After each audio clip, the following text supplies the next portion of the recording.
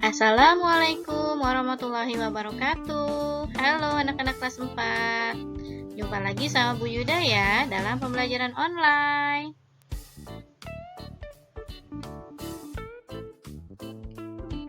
Materi yang akan kita bahas masih tema 4, subtema 2 dengan muatan pelajaran Bahasa Indonesia, khususnya materi unsur intrinsik dan ekstrinsik cerita.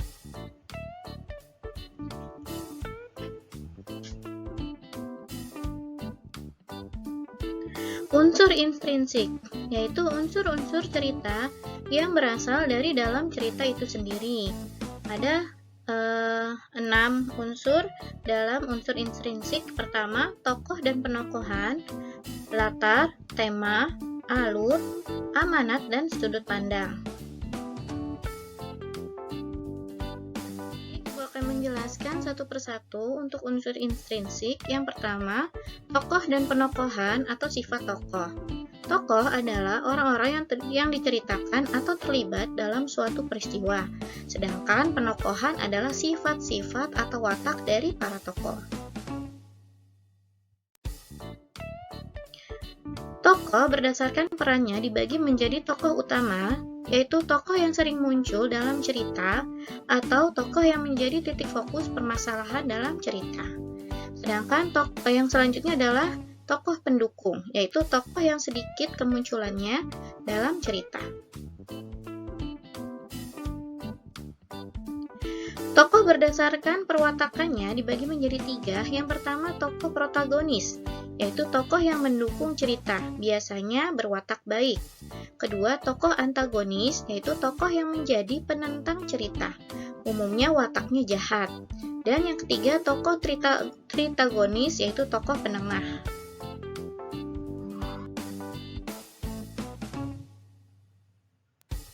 Unsur intrinsik yang kedua adalah latar.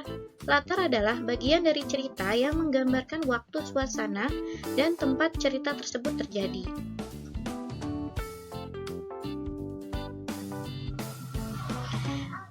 Yang ketiga, tema. Tema adalah gagasan pokok yang menjadi permasalahan yang mendasari isi sebuah cerita. Tema umumnya bersifat tersirat. Artinya, kita harus membaca cerita secara keseluruhan agar memahami tema tersebut. Yang keempat adalah alur. Alur adalah urutan peristiwa yang dalam cerita yang memiliki hubungan sebab akibat. Jenis-jenis alur ada alur maju, alur mundur, dan alur campuran. Satu persatu akan dijelaskan lebih lanjut. Pertama, alur maju, yaitu sebuah cerita diceritakan dari awal hingga ke akhir cerita. Misalkan, cerita seorang anak mulai dari kecil hingga menjadi dewasa.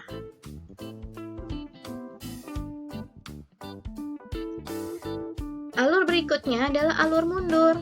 Sebuah cerita dikisahkan dari akhir cerita menuju kilas balik ke awal cerita untuk menjelaskan mengapa akhir cerita dapat terjadi. Misalkan, cerita seorang kakek tua yang menjadi gelandangan, bercerita tentang masa mudanya.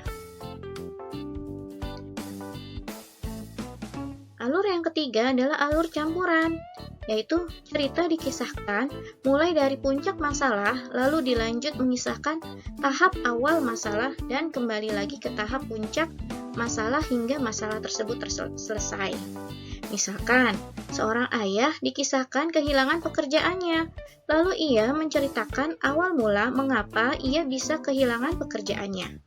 Setelah itu, menceritakan kegiatan yang saat ini dia sedang kerjakan.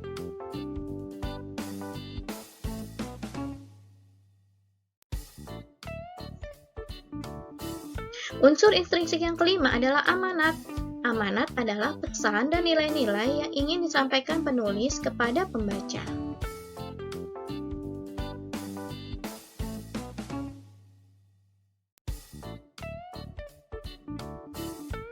Unsur intrinsik yang keenam yaitu sudut pandang. Sudut pandang adalah posisi pengarang dalam cerita. Jenis-jenis sudut pandang ada orang pertama sebagai pelaku utama, orang pertama sebagai pelaku sampingan dan orang ketiga serba tahu, serta orang ketiga sebagai pengamat.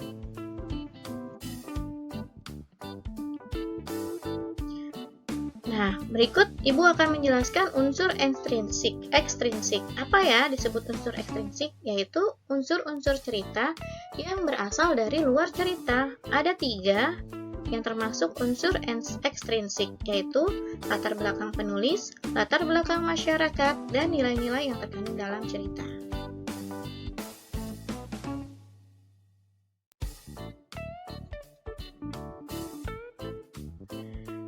Latar belakang penulis, yaitu faktor yang ada dalam diri penulis, sehingga mendorong penulis untuk menulis cerita.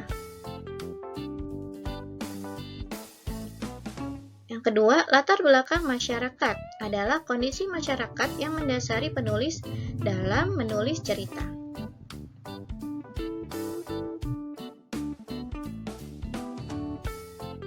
Yang ketiga, nilai yang terkandung dalam cerita. Ada nilai agama, nilai sosial, nilai moral, dan nilai budaya. Nah, berikut ini adalah legenda Batu Menangis. Anak ibu perhatikan dan dengarkan dengan baik kisah legenda Batu Menangis berikut. Dahulu kala, di sebuah bukit yang jauh dari pedesaan, hiduplah seorang janda miskin bersama anak perempuannya. Anaknya dari janda tersebut sangat cantik jelita. Ia selalu membanggakan kecantikan yang ia miliki. Namun, kecantikannya tidak sama dengan sifat yang ia miliki. Ia sangat pemalas dan tidak pernah membantu ibunya. Selain pemalas, ia juga sangat manja.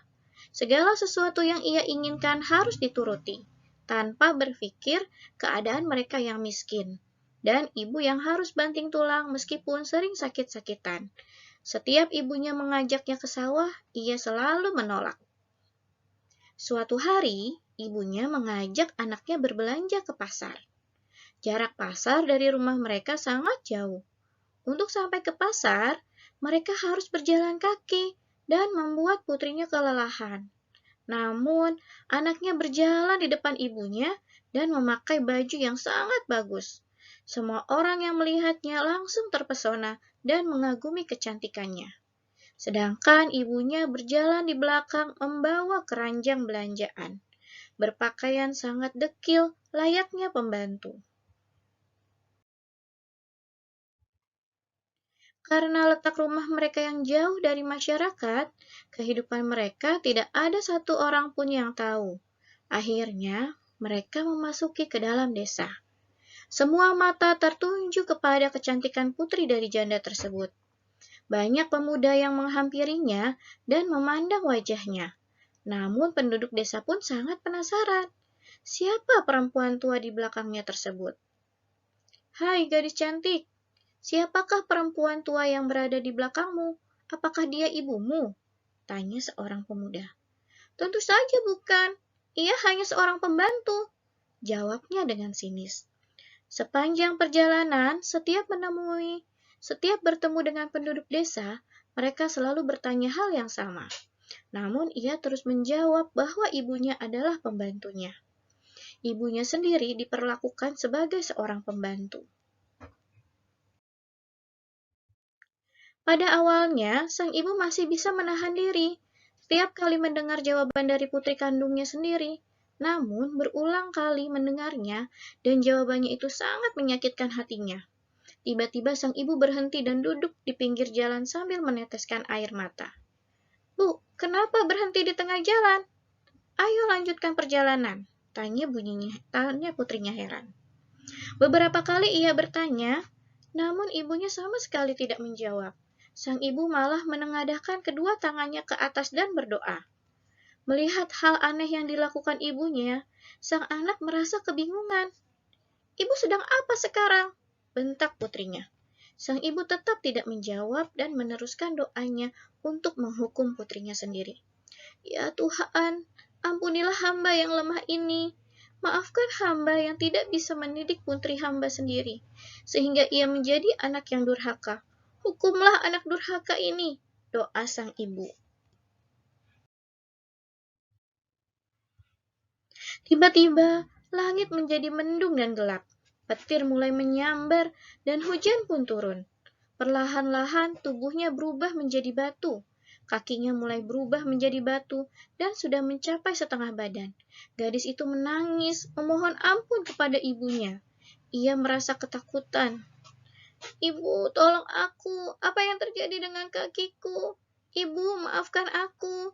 Aku janji akan menjadi anak yang baik, Bu. Teriak putrinya ketakutan. Gadis tersebut terus menangis dan memohon. Namun, semuanya sudah terlambat. Hukuman itu tidak dapat dihindari.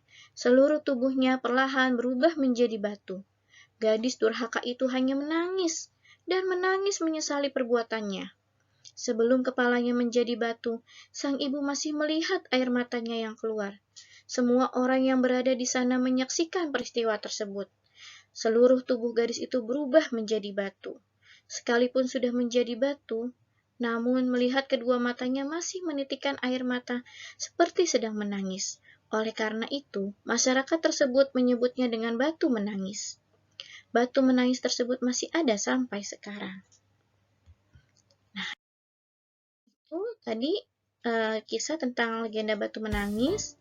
Sekarang tugas anak ibu menuliskan judul tokoh, sifat tokoh, latar, tema, alur, dan amanat dari cerita tersebut.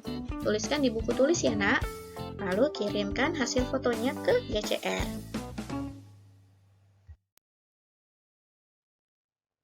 Baik anak ibu semuanya, ibu ucapkan terima kasih atas perhatiannya. Ya, dikerjakan dengan baik ya tugasnya. Wassalamualaikum warahmatullahi wabarakatuh.